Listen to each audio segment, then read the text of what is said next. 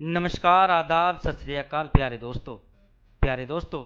आज की कहानी में एक पत्नी अपने पति को कैसे मूर्ख बनाकर अपने प्रेमी के साथ संभोग करती है।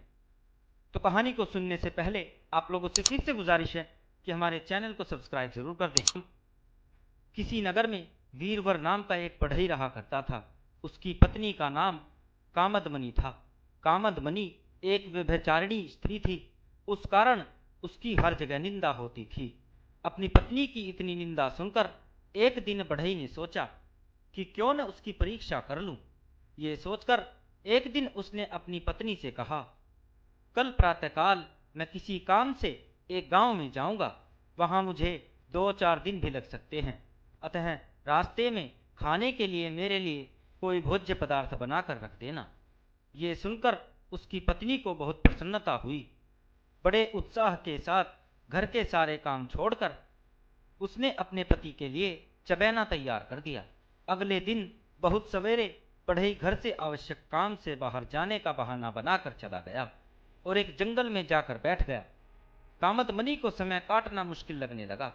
दिन भर वो बेचैन रही और शाम होते ही श्रृंगार करके अपने प्रेमी देवदत्त के यहाँ जा पहुंची। उसने कहा, मेरा पति किसी काम से बाहर गया हुआ है। घर में आज कोई नहीं है। जब सब लोग सो जाएं तो तुम चुपचाप मेरे पास चले आना।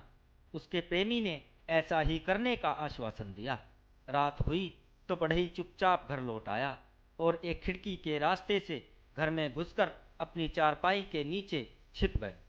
कुछ ही देर बाद उसकी पत्नी का प्रेमी भी वहां आकर उस चारपाई पर बैठ गया।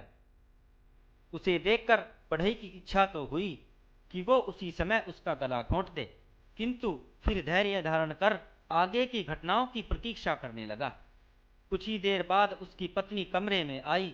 उसने कमरे के दरवाजे बंद कर दिए और अपने प्रेमी के पास आकर उसी चारपाई पर बैठ गई जिसके नीचे उसका पति छिपा हुआ था। ऐसा करते हुए अचानक उसका एक पांव अपने पति के शरीर से अनायास ही छू गया। वो तुरंत समझ गई कि उसकी परीक्षा करने के लिए उसके पति ने यह नाटक रचा है। तभी उसने निश्चय किया कि वो भी अपना तिरिया चरित्र दिखलाएगी। वो इसी प्रकार सोच रही थी कि उसके प्रेमी ने उतावला होकर उसे आलिंगनबद्ध करना चाहा।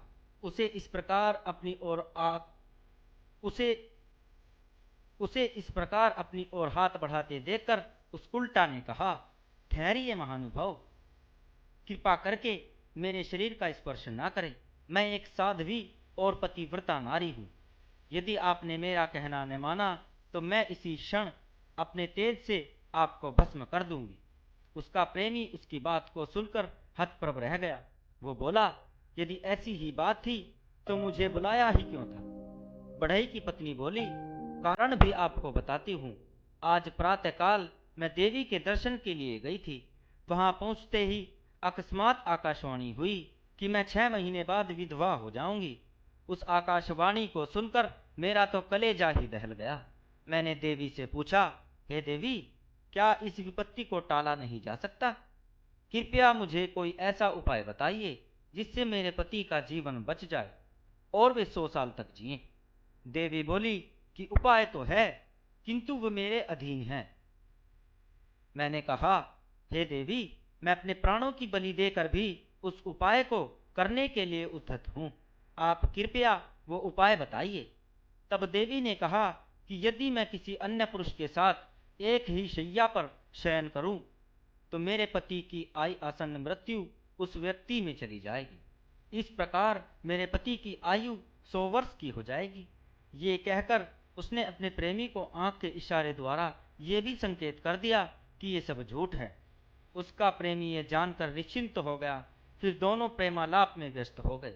चारपाई के नीचे छिपा बढ़ई अपनी पत्नी के वचन सुनकर बड़ा प्रसन्न हुआ। चारपाई के नीचे से निकलकर उसने अपनी पत्नी को अपने अंगपाश में भर लिया और प्रसन्नतापूर्वक कहने लगा, तुम तो बहुत ही अच्छी पली हो। दुष्टों के कहने पर मुझे तुम पर संदेह होने लगा था। तुम तो पतिव्रता नारियों में भी सर्वश्रेष्ठ हो। अगले दिन सवेरा होने पर उसने अपने पति की महानता का प्रचार करने के विचार से उसको अपने कंधे पर बिठा लिया। फिर उसके प्रेमी से कहने लगा, श्रीमंत, आप तो मेरे पूर्व जन्म के कर्मफल से ही यहाँ आए हैं। आइए, इसके साथ ही मैं आपको भी अपने कंधे पर बैठाकर अपने परिजनों से मिलवाने के लिए ले चलता हूँ। इस प्रकार वो मूर्ख बढ़ई उन दोनों को अपने कंधों पर बैठाकर ग्राम ग्राम घुमाता अपनी पत्नी की प्रशंसा करने लगा। ये कथा सुनाकर रक्ताक्ष ने कहा, देव, अब हमारा विनाश सुनिश्चित है। जो व्यक्ति अपने हित की बात छोड़कर अहित का परामर्श दिया करते हैं, ऐसे मित्र को बुद्धिमान लोग शत्रु ही समझते हैं। रक्ताक्ष के परामर्श को किसी ने स्वीकार न किया। वे सब स्त्रीजीवी को उठाकर अपने दुर्ग में ले जाने लगे। उस समय स्त्रीजीवी ने कहा, देव, आप मुझे वहां ले जाकर क्या करेंगे? मेरा तो अब मर जाना ही ठीक है। मैं स्वयं भी चाहता हूं कि मैं अग्नि में प्रविष्ट होकर अपना प्राणांत कर लूं। आप मुझे अग्नि प्रदान कर मेरा उद्धार कीजिए। उसकी बात सुनकर रक्ताक्ष ने कहा, आप अग्नि में प्रविष्ट क्यों होना चाहते हैं?